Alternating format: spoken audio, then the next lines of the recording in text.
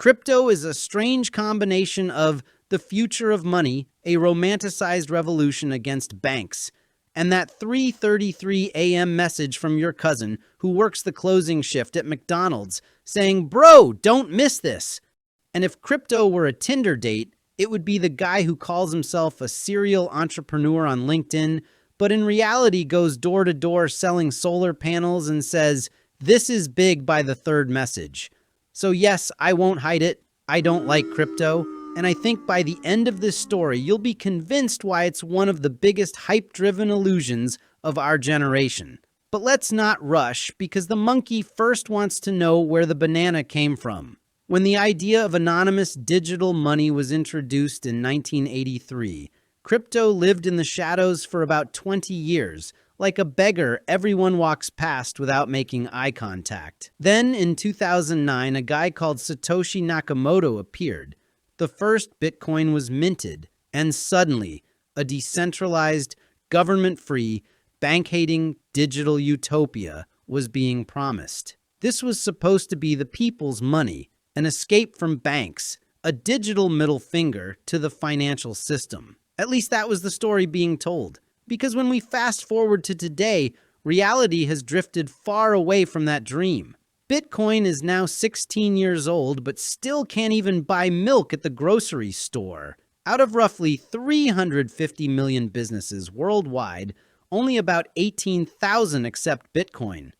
And most of those immediately convert it to dollars. Because prices are unstable, transaction fees are ridiculous, and fraud is commonplace. So yes, technically you can pay with Bitcoin, but that's like saying you can technically mow your lawn with nail clippers. In practice, it's useless, because crypto is not really a currency. It's a speculative asset whose value is determined purely by supply and demand.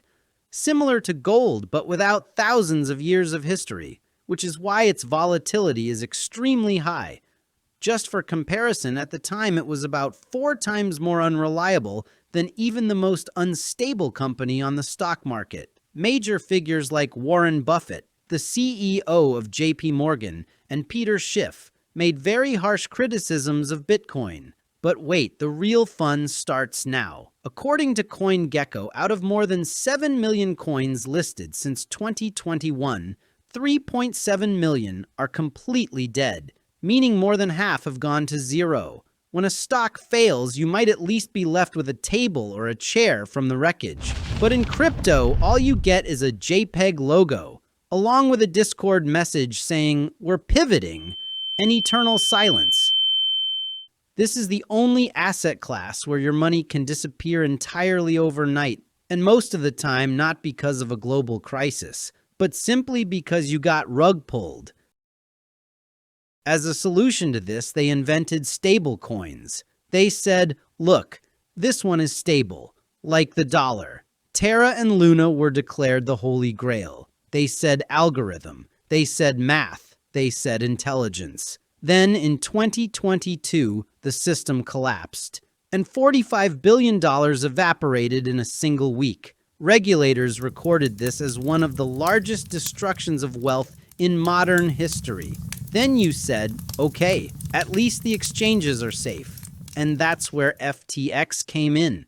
The Wall Street of crypto. Super Bowl ads, celebrities, stadium names, billion-dollar funds, and a guy with an innocent face named Sam Bankman-Fried, who turned out to be taking customer money and gambling with it at a sister company. Even the man who cleaned up Enron said, "I've never seen this level of corporate control failure in my career."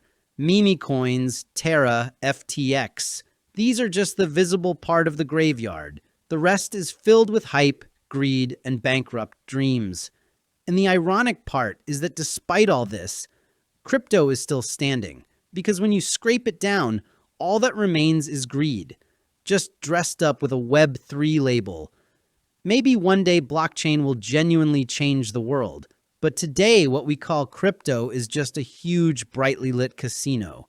And I hate crypto, not because I don't understand it, but precisely because I understand it well enough.